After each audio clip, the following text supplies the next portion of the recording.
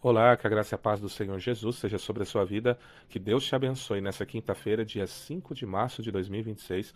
O nosso tema bíblico hoje está em Marcos, capítulo 5, versículos 35 em diante. Oremos então, Pai, a ti rendemos graça e louvor. Tu és o nosso Deus, a nossa rocha, o nosso socorro bem presente na angústia. Pai, que o Senhor nos guie, que o Senhor nos oriente, que o Senhor nos fortaleça. Fala conosco através dessa palavra e nos guia nesse dia chamado hoje. Pai, muito obrigado. A ti rendemos glória e louvor no nome santo do Senhor Jesus. Amém. Marcos capítulo 5, versículo 35 em diante diz assim: Estando ele ainda falando, chegaram alguns do principal da sinagoga, a quem disseram: A tua filha está morta, para que enfadas mais o mestre? E Jesus, tendo ouvido essas palavras, disse ao principal da sinagoga: Não temas, crê somente. E não permitiu que alguém o seguisse, a não ser Pedro, Tiago e João, irmão de Tiago. Bom, nós no devocional de ontem falamos, né, introduzimos esse momento aonde o principal da sinagoga, o Jairo, ele chama o Senhor para ir orar pela sua filha, e no meio do caminho, uma mulher com fluxo de sangue, ela toca nas vestes do Senhor Jesus, sai poder do Senhor Jesus, o Senhor Jesus fica inquirindo para saber quem que é, até que aparece ela e confessa que é ela, e aí o Senhor liberou uma grande palavra sobre a vida dela de cura e de restauração. Mas enquanto isso aconteceu, chega a notícia que a filha de Jairo, que ela morreu, né? E eles falam, olha, não perturba mais o Senhor, não. Não tem mais o que fazer, digamos assim. Mas entenda, Jairo estava debaixo de uma palavra. O Senhor Jesus disse, eu vou com você. Então Jairo já tinha uma garantia de Deus que ele receberia uma visitação. Então veja, toda vez que você tiver uma palavra de Deus e venha uma oposição àquilo que Deus falou para você, você deve rejeitar a oposição. No caso do Jairo, provavelmente ele ficou atordoado com a notícia, né? Mas você vai perceber o quê? Que Jesus ele não aceitou, né? O que foi dito no 36. E Jesus, tendo ouvido essas palavras, disse ao principal da sinagoga: Não temas, crê somente. Ou seja, aquilo que eu vim para fazer, eu vou fazer. Tudo que Deus estabelece pelo seu divino poder é cumprido. A palavra de Deus diz que, né, ele não é homem para que minta e nem filho do homem para que se arrependa. Falando ele, não aconteceria? Então, quando Deus fala algo, quando Deus estabelece algo, aquilo vai se cumprir. Qual é o problema? O problema é o tempo. Eu e você temos um problema com o tempo. Nós não entendemos o tempo de Deus, o mover de Deus, o agir de Deus. E às vezes parece que quando a situação chegou num nível, nós pensamos que aquilo já é irreversível, não tem mais o que fazer. Mas Deus não está preso ao tempo, nem às circunstâncias. Se Ele falar que vai fazer, Ele vai fazer. Ele é Deus e Ele é poderoso para fazer. Então é nisso que eu e você temos que crer. Então, chegou a notícia que a menina morreu. O Senhor, então, Ele vai deixar claro, creia. Ou seja, você precisa acreditar que o que eu vim para fazer, eu vou fazer. É porque eu sou Senhor. Se eu falei, eu vou fazer. Sabe? Então, eu e você temos que aprender a rejeitar a oposição. Entenda, quem que trouxe a oposição? Os conhecidos, os amigos, as pessoas de perto, né? As pessoas que tinham acesso ao Jairo. Eles que chegaram falando, não tem mais o que fazer.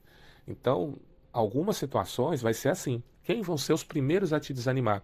Os amigos, os colegas mais próximos, parentes, vão ser normalmente os primeiros a te criticar, a te desanimar, mas você precisa permanecer firme na promessa e na palavra que Deus liberou sobre a sua vida, sabe?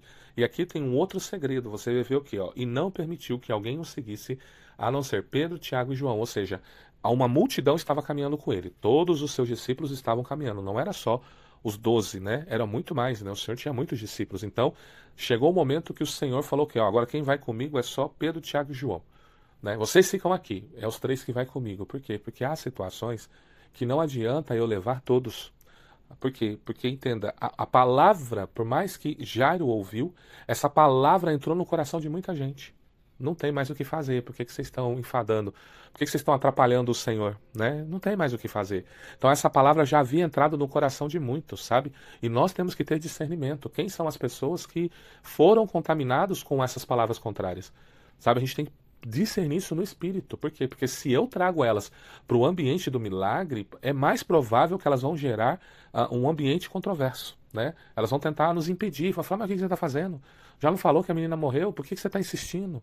Entende? Então o Senhor, ele afasta a multidão, ele afasta um ou outro discípulo e ele mantém um grupo, né? Para que esse grupo sirva de testemunho e possa não atrapalhar o que ele vai fazer.